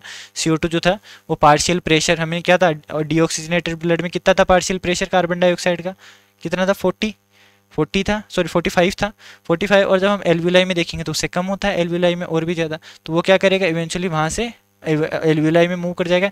एल्वियोलाई से अगर हम एटमॉस्फेयर में कंपेयर करें तो PCO2 क्या होगा, और कम होएगा। तो वो क्या होगा, एल्वियोलाई से कहाँ मूव कर जाएगा, एटमॉस्फेयर में, ठीक है। तो ये जो सारी जो कार्बन डाइऑक्साइड जो यहाँ पे एल्वियोलाई में गई है ये यहाँ से कहाँ चली जाएगी, एटमॉस्फेयर में या वायुमंडल में, ठीक है। ये आपको समझ में आया। ये NaOC3 कहाँ से आया, NaSCO3 जो यहाँ पे बना था सोडियम बाइकार्बोनेट, ये इवेंचुअली यहाँ तक मूव किया, एल्वियोलाई तक ट्रांसपोर्टेशन हुआ। यहाँ पे क्या हुआ, यहाँ पे इसको जो फैक्टर्स थे उन्होंने इसको डिसोशिएट किया, Na plus plus SCO3 minus में डिसोशिएट किया। SCO3 माइनस ने क्या किया, यहाँ पे H प्लस की कंसनट्रेशन को काउंट करने के लिए अंदर एंट्री ली, अंदर एंट्री लेके किस में कन्वर्ट कर दिया, कार्बोनिक एसिड में। कार्बोनिक एसिड जो है किस में कन्वर्ट हो गया, H2 प्लस CO2 में, ठीक है। और जब हम अंदर अब क्लोराइड की जरूरत नहीं नहीं है, मेम्ब्रेन पोटेंशियल बैलेंस करना ही नहीं है, क्योंकि पहले से जो है जो बाइकार्बोनेट आयन वो अंदर से एंटर कर गया और ज़्यादा नेगेटिव हो गया, उसको बाहर निकालने के, अब इम्बेलेंस जो है उसको बैलेंस करने के लिए इसको बाहर निकाल देंगे। ठीक है, यहाँ तक आपको समझ में आया? देखिए अब आगे चलते हैं। अब ये जो है मैंने आपको बताया था कार्बोनिक एनहाइड्रेट जो एक जिंक युक्त एंजाइम था। अब देखिए यहाँ पे अब हम देखते हैं कि ये फ्लो कैसे चल रहा है कि CO2 प्लस H2O ये किस लेवल पे बन रहा है। अगर हम इस रिएक्शन को इस तरह देखते हैं कि CO2 प्लस H2O, H2CO3 और H प्लस H3, तो ये कहाँ पे हो रहा है? ये हो रहा है एट दी लेवल ऑफ, कहाँ पे हो रहा है ये? टिश्यू। अरे सेल में ही तो हो रहा है ये कि कार्बन डाइऑक्साइड और H2O के साथ मिल गया H2CO3 और देन H प्लस में। और अगर हम यहाँ से देखेंगे कि हम इस तरफ से ऐसे चलते हैं कि ये रिएक्शन को हम इस तरफ से देखते हैं, तो ये कहाँ पे हो रहा है? ये हो रहा है at the level of alveoli. ठीक है, ये आपको समझ आया? तो ये जो रिएक्शन है, ये रिएक्शन की जो फॉर्म है ये आपको याद करनी है। कई बार एग्जाम्स में एज इट इज़ इसको ऐसे ही जो है प्रिंट कर दिया जाता है, तो वहाँ पे आपको ऑप्शंस दिए जाते हैं कि ये रिएक्शन अगर ऐसे से ऐसे देखें तो राइट टू लेफ्ट देखें तो क्या हो रहा है, लेफ्ट टू राइट देखें तो कहाँ पे क्या हो रहा है। ठीक है, तो ये आपको याद रखना है। इसके बाद हम आगे चलते हैं। अब हम देखेंगे रेगुलेशन ऑफ। ठीक है, हम इसमें बाकी और भी कई टॉपिक बचे हुए हैं, मेनली जो रेस्पिरेटरी डिसऑर्डर्स हैं और जो रेस्पिरेटरी कैपेसिटीज और जो वॉल्यूम्स होंगे वो हम लास्ट में देखेंगे। तो ये जो है आज का हमारा लास्ट टॉपिक रहेगा, रेगुलेशन। देखिए ह्यूमन क्या होता है कि जो ब्रीदिंग जो रेट होती है उसको क्या कर सकता है कि कंट्रोल कर सकता है, बट एक पर्टिकुलर लिमिटेड टाइम तक, हमेशा नहीं कर सकता। कई बार आप सोते रहते हो, अगर वॉलेंट्री होता, अगर वो ऐच्छिक कंट्रोल होता उसके ऊपर तो आप सो जाते, आपका ब्रेन भी तो सो गया ना। अब क्या सांस नहीं ले रहे आप? हर बार क्या आप सोचते हो क्या कि मुझे सांस लेनी है? नहीं, वो कंटिन्यूसली चलती रहती है, कंटिन्यूसली अंतःश्वसन चलता है, कंटिन्यूसली बहिश्वसन चलता है, आपके कंट्रोल में नहीं है। आप कब कंट्रोल कर सकते हो उसे? सोचिए, योगा कर रहे हो तब आपको लग रहा है कि अनुलोम विलोम कर रहे हो, आपने अंदर सांस ली, अब रोक ली थोड़ी देर, बट वो एक पर्टिकुलर लिमिटेड टाइम तक वॉलेंट्री रहेगी, ऐच्छिक रहेगी। उसके बाद क्या होगी? वो अनैच्छिक हो जाएगी, आपको न चाहते हुए भी उसको बाहर एयर को रिलीज करना पड़ेगा। ठीक है, तो ह्यूमन क्या कर सकते हैं? अपनी जो ब्रीदिंग रेट है, breathing rate, normal breathing rate क्या होती है? 12 से 16 ब्रीथ जो होती है पर मिनट चलती है। ठीक है, तो 12 से 16 ब्रीथ पर मिनट जो है उसको थोड़ा सा अल्टर कर सकता है, और अल्टरनेट में मेनली किस में कर सकता है? इंस्पिरेशन में। ठीक है, कि आप बस ये कंट्रोल में है आपके, ये कंट्रोल में नहीं है, या आप चाहो तो थोड़ा जल्दी छोड़ सकते हो, लेकिन एक लिमिटेड टाइम तक क्या कर सकते हो? आप ब्रीदिंग रेट को कंट्रोल कर सकते हो। और वो ब्रीदिंग रेट को मेनली अल्टरनेट कैसे करते हो? आप अल्टर कैसे कर सकते हो उसमें चेंज? मेनली आप इंस्पिरेशन, अंतःश्वसन में चेंज करके उस ब्रीदिंग रेट को चेंज कर सकते हो। तो अगर मैं कहूँ ब्रीदिंग, जो आपकी ब्रीदिंग है ह्यूमन में, ब्रीदिंग रेट पर्टिकुलर टाइम तक, एक लिमिटेड टाइम तक क्या होती है? ऐच्छिक होती है, उसके बाद वो अनैच्छिक होती है। लेकिन अगर मेनली देखेंगे तो अनैच्छिक ही होगी। ठीक है, और मेनली उसको कौन कंट्रोल करेगा? हमारे ब्रेन का पार्ट। कौन सा पार्ट करेगा? Medulla oblongata. तो हम देखेंगे यहाँ पे जो श्वसन का नियमन है मेनली दो तरीकों से होता है। तंत्रिकीय श्वसन जो हमारा नर्वस सिस्टम करेगा, और दूसरा हो जाएगा केमिकल जो रासायनिक जो है नियमन होगा, जिसमें मेनली कुछ कीमो रिसेप्टर्स आएंगे, रसायन ग्राही आएंगे जो उसका उनके रेस्पिरेशन को कंट्रोल या रेगुलेशन करने का काम करेगा। ठीक है, हम सबसे पहले देखेंगे तंत्रिकीय नियमन कैसे होता है। तंत्रिकीय नियमन में हमारे पास जो रेगुलेशन जो करेंगे इसका मेनली दो पार्ट करेंगे। पहला जो होगा वो होगा मेडुला ओब्लोंगेटा और दूसरा होगा पोन्स। अब जो मेडुला ओब्लोंगेटा है इसको हम बोल देते हैं श्वसन लय केंद्र। इसको हम क्या बोल देते हैं? श्वसन लय केंद्र।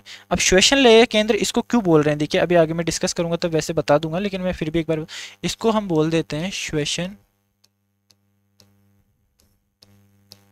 लय केंद्र। श्वसन लय केंद्र क्यों बोल रहे हैं? क्योंकि ये जो है आपकी ब्रीदिंग जो है उसकी रिदम को बनाता है, उसकी लय को बनाता है। और कैसे बनाता है? कंट्रोल करेगा इंस्पिरेशन को। आप कभी भी आपके एक्सपिरेशन में चेंज नहीं कर सकते। आप किस में चेंज कर सकते हो? सिर्फ इंस्पिरेशन में। अगर आपको ब्रीदिंग रेट बढ़ानी है जल्दी जल्दी, आप क्या करोगे? अंतःश्वसन की ड्यूरेशन को छोटी कर दोगे। जब आप भागते हो उस टाइम आपको सांस की बहुत ज़्यादा जरूरत होती है, आपको बॉडी को ऑक्सीजन की ज़्यादा जरूरत, तो क्या होता है? आप जल्दी जल्दी सांस लेने लगते हो। तो वो अंतःश्वसन की जो अवधि है वो थोड़ी छोटी हो जाएगी। वो छोटी हो जाएगी तो क्या हो जाएगी? अंतःश्वसन। तो अरे अंतःश्वसन करने के लिए ही तो वही तो सक्रिय विधि होती है, वही तो जो होती है उसमें एनर्जी लगती है। वो तो जो क्या होती है नॉर्मल आपकी मसल्स रिलैक्स हुई और एक्सपिरेशन हो जाएगा। तो आप कहाँ कंट्रोल, आप कहाँ अल्टर कर सकते हो, कहाँ पे चेंज कर सकते हो? मेनली इंस्पिरेशन में। तो इसलिए हम इसको बोलते हैं श्वसन लय केंद्र। अब देखिए यहाँ पे दो जो में मेनली स्ट्रक्चर्स होते हैं। जिसको हम बोलते हैं डोर्सल रेस्पिरेटरी ग्रुप और वेंट्रल रेस्पिरेटरी ग्रुप। ये क्या होते हैं, न्यूरॉन्स के ग्रुप होते हैं ऑन द मेडुला ऑब्लोंगेटा। तो जो डोर्सल साइड पे होगा उसको हम बोल देंगे डोर्सल रेस्पिरेटरी ग्रुप, और जो वेंट्रल साइड पे होगा उसको हम बोल देंगे वेंट्रल रेस्पिरेटरी ग्रुप। अब ये जो डोर्सल रेस्पिरेटरी ग्रुप है ये मेनली क्या होता है, हम इसको बोल देते हैं इंस्पिरेटरी एरिया या अंतःश्वसन क्षेत्र बोल देते हैं। क्यों? क्योंकि ये क्या काम कर रहा है, मेनली अंतःश्वसन को कंट्रोल करेगा, इसलिए हम इसको बोल रहे हैं इंस्पिरेटरी एरिया। अब ये अंतःश्वसन को कंट्रोल कर रहा है तो कौन सी मसल्स पे काम करेगा? मैंने आपको बताया था कि इंस्पिरेटरी मसल्स कौन सी होती है, एक्सटर्नल इंटरकोस्टल मसल और डायफ्राम। तो ये किसको कंट्रोल करेगा, कंट्रोल डायाफ्राम और बाह्य अंतरापरशुक पेशी, जिसको मैं EICM लिख रहा हूं, ठीक है। इनको कंट्रोल करेगा, इनके कॉन्ट्रैक्शन को कंट्रोल करेगा, इसलिए इसको हम क्या बोल रहे हैं, अंतःश्वसनीय क्षेत्र, ठीक है। और जो वेंट्रल रेस्पिरेटरी ग्रुप है ये मेनली क्या करेगा, इसको हम एक्सपिरेटरी ग्रुप बोल देते हैं या बहिश्वसन क्षेत्र, एक्सपिरेटरी एरिया। अब ये एक्चुअली क्या करता है कि एक्सपिरेटरी एरिया, आपको पता है कि एक्सपायरेशन के लिए आपको एनर्जी की नीड नहीं होती, तो यहाँ पे क्या होगा, ये मेनली किसको कंट्रोल करेगा, ये कंट्रोल करेगा फोर्सफुल बलपूर्वक संवातन को, फोर्सफुल एक्सपीरेशन को या बलपूर्वक बहिश्वसन को, इसको कंट्रोल करेगा ये। अब इनको कंट्रोल करने वाली मसल्स कौन सी थी, याद करिए मैंने आपको बताई थी बहिश्वसनीय मसल्स या पेशियां, वो कौन सी बताई थी मैंने आपको। तो ये कंट्रोल करेगा किसको,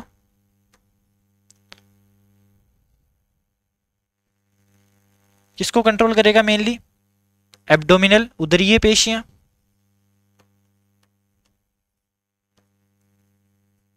एब्डोमिनल मसल और अंतरापरशुक पेशियां IICM, ठीक है।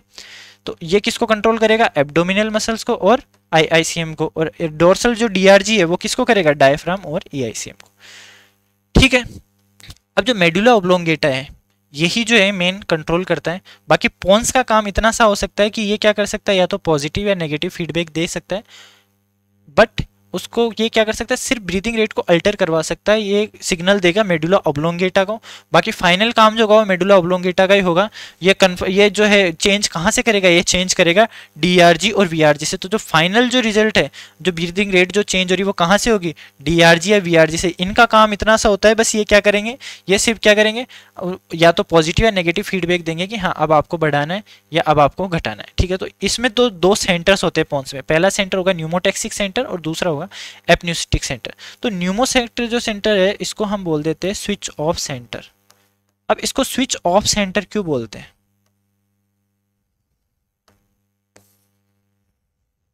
देखिए न्यूमोटैक्सिक जो है, न्यूमोटैक्सिक सेंटर जो होता है मेनली क्या होता है, हाइपर एक्टिव जब हो जाता है तो ये क्या करता है, ब्रीदिंग रेट को कम कर देता है, सॉरी ब्रीदिंग रेट को बढ़ा देता है। अब जो ब्रीदिंग रेट को बढ़ाएगा, तो ब्रीदिंग रेट को बढ़ाने से क्या मतलब है, मैंने आपको बताया था ब्रीदिंग रेट कैसे बढ़ेगी, आप अंतःश्वसन को कम कर दो, अंतःश्वसन को कम करोगे आपकी ऑटोमेटिक जो ब्रीदिंग रेट है वो बढ़ जाएगी। तो इसका काम क्या है, स्विच ऑफ सेंटर इसको इसलिए बोल रहे हैं, इंस्पिरेशन को कम कर देता है, मतलब बंद नहीं करता है एक तरीके से, स्विच ऑफ इसलिए कर रहा है, ये क्या करेगा, इंस्पिरेशन को थोड़ा, इंस्पिरेशन बंद हो जाएगा तो कैसे काम चलेगा, बट ये हम इसलिए कह देते हैं इसको स्विच ऑफ सेंटर की, ये एकदम से क्या करता है, ब्रीदिंग जो इंस्पिरेशन है उसको कम कर देगा। कितना कम कर देगा, लगभग 5 सेकंड्स तक कम कर देगा उसको, ठीक है। 5 सेकंड तक उसको कम कर देगा कि जो आपका इंस्पिरेशन है उसकी ड्यूरेशन इतनी छोटी हो जाएगी कि आप सांस नहीं ले रहे उससे पहले एक्सपायर हो रहा है, नहीं ले रहे उससे पहले एक्सपायर हो रहा है। ऐसा क्यों हो रहा है, मान लीजिए आप कोई फिजिकल एक्सरसाइज कर रहे हैं, आप दौड़ रहे हैं, भाग रहे हैं, आपकी बॉडी को उस टाइम ऑक्सीजन की हाई नीड है। अब क्या हो रहा है, ऑक्सीजन की हाई नीड है, मसल्स काम कर रही तो कार्बन डाइऑक्साइड भी तो ज़्यादा बन रहा है, कार्बन डाइऑक्साइड ज़्यादा बन रहा है तो न्यूमोटैक्सिक सेंटर ये हाइपर एक्टिव हो जाएगा। अब ये जब ये क्या होता है, कार्बन डाइऑक्साइड की जो कंसनट्रेशन है उसके प्रति जो है ये संवेदनशील होता है। जैसे ही वहाँ पे कंसनट्रेशन बढ़ी, ये क्या हुआ, संवेदनशील हो गया, एक्टिव हो गया। जैसे ही ये एक्टिव हुआ, इसने क्या किया, ये इंस्पिरेशन को स्विच ऑफ करवा दिया। इंस्पिरेशन को स्विच ऑफ करवाना मतलब बिल्कुल कम कर देना, रोकना नहीं, एक तरीके से कम कर देना। तो अब क्या हो रहा है, एयर अंदर कम जा रही है लेकिन कार्बन डाइऑक्साइड जल्दी जल्दी बाहर निकल रही है, ठीक है। अब आप पता है कई बार आप बैठ भी जाते हो, उसके बाद भी जल्दी जल्दी सांस आती रहती है, क्यों? आपकी मसल्स जो होती है उनमें ऑक्सीजन स्टोर होती है, तो आप बाहर से भी ऑक्सीजन नहीं जा रही है ना, तो क्या होती है कि आपकी मसल्स जो है उनकी पूर्ति कर देती है, उनके पास भंडार होता है। मायोग्लोबिन याद करिए, मैंने बताया था, मायोग्लोबिन क्या करता है, ऑक्सीजन को अपने साथ बाइंड करके रखता है, एक तरीके से स्टोर करके रखता है। तो जब इमरजेंसी कंडीशन आती है तब वो दे देता है। लेकिन अब आप बैठ गए, उसके बाद भी आपको आप हाफ जाते हो, कई बार आपके जो कंटिन्यूस रेस्पिरेशन चलता रहता है, उस टाइम पे क्या करता है कि जो ऑक्सीजन जा रही है उसको वापस क्या कर लेगा, स्टोर कर लेगा, क्योंकि तब तक मसल्स क्या होगी, थोड़ी रिलैक्स हो चुकी होगी, वहाँ पे क्या होगी, ऑक्सीजन की इतनी नीड नहीं होगी। तो वो जो ऑक्सीजन जो बॉडी में जा रही है, अभी भी आप हाँफ रहे हो बैठे बैठे, तो वो ऑक्सीजन क्या करेगी, वो मायोग्लोबिन के साथ बाइंड होकर फिर से स्टोर हो जाएगी फॉर अपकमिंग जो भी फिजिकल एक्सरसाइज में जब आपको नीड होगी उसके लिए। तो ठीक है, स्विच ऑफ सेंटर बिल्कुल जो है बंद नहीं करती, हम कह देते कि 5 सेकंड तो उसकी ड्यूरेशन को ड्रॉप कर देती, कम कर देती है। एपनिस्टिक सेंटर जो है ये क्या करता है, ये प्रोलॉन्ग इंस्पिरेशन, प्रोलॉन्ग का मतलब होता है कि थोड़ा लंबे इंस्पिरेशन को प्रेरित करता है, या हम बोलते हैं इसको डीप ब्रीदिंग, ठीक है। योगा करते हो आप कई बार, अनुलोम विलोम, तो आप कई देर तक जो एयर को अंदर होल्ड करके रखते हो, तो इसका काम क्या होता है, मेनली प्रोलॉन्ग इंस्पिरेशन को प्रेरित करेगा, या हम बोल देते हैं डीप ब्रीदिंग जो होती है, गहरा अंतःश्वसन, ठीक है, गहरा अंतःश्वसन को ये प्रेरित करेगा, ठीक है। तो ये नर्वस रेगुलेशन खत्म हो गया। अब हम चलते हैं केमिकल रेगुलेशन पे, ठीक है। हाँ ये देखो, ये मैं आपको ये फ्लो चार्ट है, इससे आपको थोड़ा इजी हो जाएगा, मैं इससे बता देता हूँ आपको। तो मैंने क्या कहा था, थोड़ी देर के लिए वॉलेंट्री होता है, तो वॉलेंट्री कौन कन्वर्ट करेगा, रेगुलेट करेगा, सेरेब्रम। तो सेरेब्रम क्या होता है, ये क्या है, मेडुला ऑब्लोंगेटा है, ये क्या है, मेडुला ऑब्लोंगेटा है। ये मेडुला ऑब्लोंगेटा जो है, ये क्या है, ये मेडुला ऑब्लोंगेटा है, एमओ लिख देता हूँ मैं शॉर्ट में, ठीक है। ये इसको पॉजिटिव फीडबैक देता है कि जब आपको इंस्पिरेशन बढ़ाना होता है, आप जब थोड़ी देर के लिए अल्टर करते हो, तो ये क्या करेगा, इसको सिग्नल देगा। इसका रोल बस इतना ही है, इसको भूल जाओ। मेन रोल क्या होता है, इसमें 2 ग्रुप होते हैं, मैंने आपको बताए थे, याद करिए, DRG BRG, ठीक है। अब यहाँ पे देखिए, मैं मसल्स के नाम लिखता हूँ कुछ जो हमारे रेस्पिरेशन में काम आती है। डायफ्राम, EICM, एब्डोमिनल मसल, मैं AM लिख रहा हूँ डायरेक्टली, और IICM। देखिए मैं बोल रहा हूँ तो आप शॉर्ट फॉर्म में कंफ्यूज मत हो ना। Diaphragm, EICM external intercostal muscle, बाह्य अंतरापश्चुक पेशी, एब्डोमिनल मसल उदरीय पेशी, और IICM इंटरनल इंटरकोस्टल मसल, ठीक है, अंतः अंतरापश्चुक पेशियाँ। अब DRG मैंने आपको बताया था, DRG मेनली कहाँ पर काम करेगा, DRG कौन सी मसल्स पे काम करेगा, याद करिए। DRG कहाँ काम करेगा, DRG काम करेगा डायफ्राम पे, DRG काम करेगा EICM पे, इन दोनों के अलावा नहीं करेगा। लेकिन VRG किस किस के ऊपर काम करेगा, मेनली EICM पे और एब्डोमिनल मसल पे। लेकिन ये क्या कर रहा है, फोर्सफुल एक्सपीरेशन को प्रेरित कर रहा है, तो उसके लिए प्रेरित करने के लिए क्या करना पड़ेगा, इसे डायफ्राम को क्या करेगा, रिलैक्स करवाएगा, और दूसरा काम क्या करेगा, EICM को भी रिलैक्स करवाएगा, क्योंकि फोर्सफुल ब्रीदिंग करवानी है, इसको ज़बरदस्ती सांस को बाहर निकालना है, तो ये क्या करेगा, इनके एक्स्ट्रा रिलैक्सेशन को प्रेरित करेगा। मेनली तो ये किसको करेगा, एब्डोमिनल मसल और IICM को, आपको यही याद रखना है। लेकिन थोड़ा बहुत इफेक्ट इसका डायफ्राम और EICM पे भी जाता है, ठीक है। अब ये मैंने आपको 2 सेंटर बताए थे इधर, न्यूमोटैक्सिक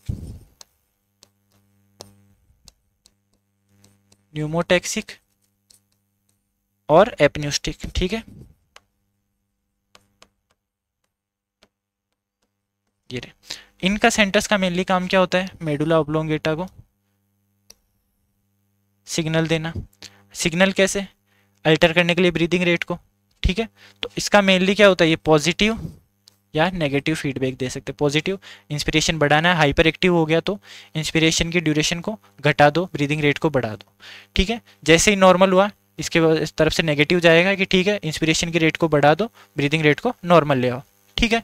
एम आई क्लियर, ये समझ आया आपको। अब हम चलते हैं केमिकल की तरफ। अब देखिए, केमिकल जो रासायनिक जो नियमन होता है वो मेनली किसके ऊपर बेस्ड होता है, मैंने आपको बताया रसायन ग्राहियों के ऊपर। किसके ऊपर बेस्ड होता है, रसायन ग्राहियों के ऊपर।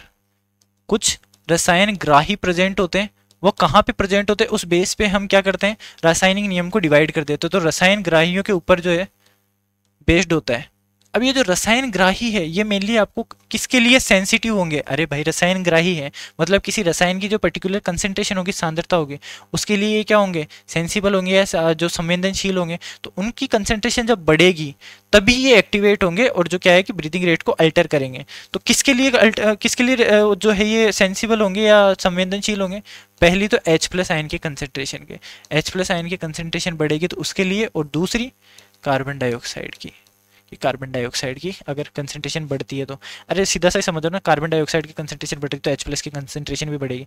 यहाँ पे ऑक्सीजन के कंसंट्रेशन का कोई रोल नहीं होता रेगुलेशन में, ये आप ध्यान रखिएगा कि कार्बन डाइऑक्साइड की अगर कंसंट्रेशन बढ़ रही है ब्लड में तो ये जो रेगुलेशन है ये सारा रेगुलेशन होगा। एक्स्ट्रा जो रेगुलेशन है, नॉर्मल तो जो है वो चलता ही है कि हाँ रसायन ग्राही कब एक्टिवेट हो रहे हैं? जब H प्लस या CO2 की कंसंट्रेशन ब्लड में बढ़ जाए, ऑक्सीजन की नहीं, ऑक्सीजन कोई नेग्लिजिबल रोल होता है रेगुलेशन में, ठीक है। अब देखिए केंद्रीय रसायन ग्राही और परिधीय रसायन ग्राही, इसमें क्या फर्क होता है? केंद्रीय रसायन ग्राही देखिए मेनली क्या होते हैं, जो मेडुला ऑब्लोंगेटा होता है इसके ऊपर यहाँ पे कुछ रसायन ग्राही प्रेजेंट हो गया, जो ब्लड है वो ब्रेन तक तो आएगा, ब्रेन तक आएगा तो वो कंसेंट्रेशन को क्या करेगा, जैसे ही ब्लड यहाँ से निकलेगा इसके पास से, ये रसायन ग्राही क्या कर लेंगे, कार्बन डाइऑक्साइड या H प्लस की कंसेंट्रेशन को ससेप्ट कर लेंगे या उसके लिए जो संवेदनशील है तो उनको भांप लेंगे। जैसे ही इनको भांपा, इनको लगा कि कंसेंट्रेशन बढ़ रही है, कंसेंट्रेशन क्या हो रही है, बढ़ रही है, तो ये क्या करेंगे, इंस्पिरेशन को बढ़ा देंगे। इंस्पिरेशन को बढ़ाने से क्या होगा एक मिनट, इंस्पिरेशन को बढ़ाने से क्या होगा,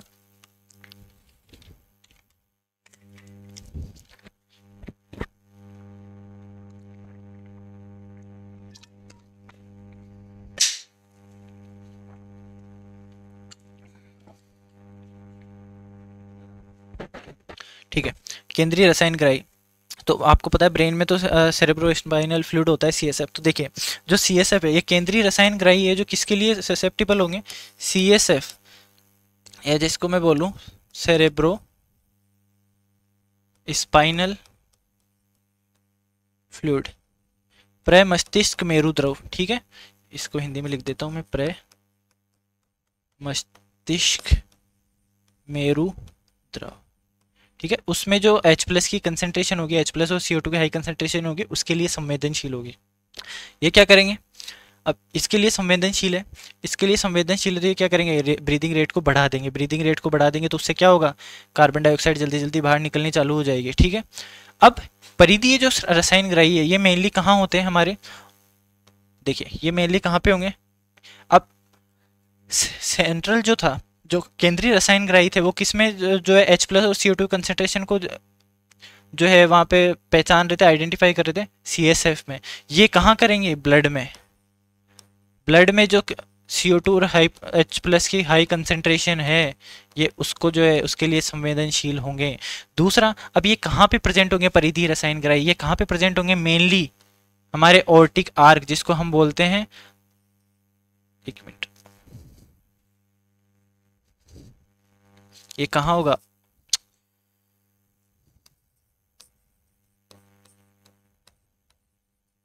ऑर्टिक आर्क जिसको हम बोलते हैं धमनीय चाप और कैरोटिड आर्टरी, कैरोटिड आर्टरी या ग्रीवा धमनी जिसे हम बोल देते हैं, ठीक है। ये मेनली इन दोनों में होता है, ग्रीवा धमनी। तो ये पेरिफेरल या परिधीय रसायन ग्राही ये कहाँ होंगे, ऑर्टिक आर्क में और ग्रीवा धमनी में। और ये किसमें ससेप्ट करेंगे, सॉरी किसमें, जो किसके लिए संवेदनशील होंगे, H प्लस और CO2 के हाई कंसेंट्रेशन के ब्लड में, ठीक है। अब ये क्या करेंगे, इनको पता है जैसे ये ब्लड जो है यहाँ से हमें पता है कि यहाँ से आता है लेफ्ट एट्रियम से लेफ्ट वेंट्रिकल में जाता है और लेफ्ट वेंट्रिकल से ऐसे गुजरेगा ऑर्टिक आर्क से होते हुए। तो जब ऑर्टिक आर्क में जब ये जो रिसेप्टर्स हैं यहाँ पे इन्होंने क्या किया है, उसको क्या किया यहाँ पे भांप लिया कि हाँ, उसको आइडेंटिफाई कर लिया कि कार्बन डाइऑक्साइड और हाइड्रोजन आयन की कंसनट्रेशन ज़्यादा। तो अब ये दोनों मिलकर यहाँ पे क्या करेंगे, एक्चुअल में ये क्या करेंगे, इंस्पिरेशन की ड्यूरेशन जो है उसको घटा देंगे। क्या करेंगे, इंस्पिरेशन की अवधि को घटा देंगे, घटा देंगे। और उससे क्या होगा, उससे आपकी श्वसन दर जो है, श्वसन दर वो क्या हो जाएगी, बढ़ जाएगी। बढ़ क्यों जाएगी? क्योंकि इंस्पिरेशन छोटा हो जाएगा और जल्दी एक्सपिरेशन बढ़ जाए, मतलब इंस्पिरेशन छोटा है और एक्सपिरेशन उतना ही रहेगा नॉर्मल। तो क्या हुआ, ये पहले एक मान लो कि 5 सेकंड थी, 5 सेकंड के अंदर इंस्पिरेशन हो रहा था 3 सेकंड, 2 सेकंड एक्सपायरेशन हो रहा था। अब क्या हुआ, मैंने क्या किया, इसकी ड्यूरेशन घट गई, ड्यूरेशन घट के क्या हो गई, मान लो कि 0.5 सेकंड हो गई इंस्पिरेशन की। तो 0.5 सेकंड में इंस्पिरेशन हो रहा है, 2 सेकंड में क्या हो रहा है, एक्सपिरेशन हो रहा है। तो अब 2.5 और 5 मिनट के अंदर की इतनी ब्रीदिंग रेट चल रही है, 2 चल रही है। तो अब क्या हुआ, लगभग इवेंचुअली हाफ हो गई। तो उससे क्या हो गया, ब्रीदिंग रेट इंक्रीज हो गई। जैसे जल्दी जल्दी क्या हो रही है, कार्बन डाइऑक्साइड बाहर निकल रही है। कार्बन डाइऑक्साइड बाहर निकलेगी जितनी जल्दी, उससे क्या होगा, ब्लड में या सीएसएफ में उनकी कंसेंट्रेशन कम हो जाएगी। सीएसएफ बन किससे रहा है, ब्लड से ही तो बन रहा है। ब्लड में कम होगा तो इवेंचुअली सीएसएफ में भी कम हो जाएगा। ठीक है, तो ये हमारे आज का टॉपिक था। अब बाकी जो कल है वो हम डिस्कस करेंगे। मेनली हम श्वसनीय विकार और जो मेनली रेस्पिरेटरी जो कैपेसिटी, जो श्वसनीय आयतन और जो श्वसनीय क्षमताएं हैं, वो एक्चुअली में मेरा मन था कि मैं थोड़ा लास्ट में लूँ, क्योंकि उसमें थोड़ा समझाने वाला पार्ट ज़्यादा था। वो थोड़ा टिपिकल पार्ट भी था, उसमें कई ज़्यादातर कन्फ्यूजन्स होते हैं। ठीक है, उसके बाद एक छोटा सा टॉपिक बचेगा हमारा डिजीज़ है, जिसमें कुछ मेनली टॉपिक जो हम एनसीईआरटी में है वही डिस्कस करेंगे, क्योंकि मैं मेनली एनसीईआरटी से रिलेटेड आता है। कुछ एक्स्ट्रा पॉइंट्स होते हैं तो मैं हमेशा की तरह कवर करवा दूंगा। तो ये हमारा सेकंड लास्ट लेक्चर था, एक लास्ट वाला है जो छोटा सा लेक्चर रहेगा हमारा। आई होप कि इस चैप्टर में आपको अब तक प्रॉब्लम नहीं आई हो, और जो आज वाला लेक्चर इसमें भी प्रॉब्लम नहीं आई हो। काफ़ी ईजी तरीके से आपको समझाया हुआ है। ठीक है, तो कोशिश करेंगे कि हम लास्ट लेक्चर में इसके पीवाईक्यू रखें। नहीं हो पाता है तो हम सोचेंगे कि पीवाईक्यूज हम थोड़ा बाद में लेके आएँ। थोड़ा अभी टाइम की भी कमी और रिसोर्सेज की भी हमारे पास लिमिटेशंस हैं, तो हम कोशिश करेंगे। लेकिन आप ज़रूर कमेंट्स में बताया करिए, रिव्यू दिया करिए, आप बताया करिए कि जो क्वालिटी, जो कंटेंट है आपको सभी टीचर्स जो है वो कैसा प्रोवाइड कर रहे हैं। हम हमारी तरफ से पूरी कोशिश कर रहे हैं आपको अच्छे से अच्छा कंटेंट देने की, कि आप जो मेहनत कर रहे हो, आप जो जो टारगेट अचीव करने के लिए आप इतने दिन से लग रहे हो, तो उसका आपको कुछ जो है रिजल्ट मिले। ठीक है, आई होप कि यार लेक्चर सीरीज़ आपके बहुत हेल्प कर रही होगी। ठीक है, और अब हम आगे जो बाकी नेक्स्ट लेक्चर होगा, जो बची कुछ बातें वो हम उसमें करेंगे। तब तक के लिए थैंक यू, धन्यवाद।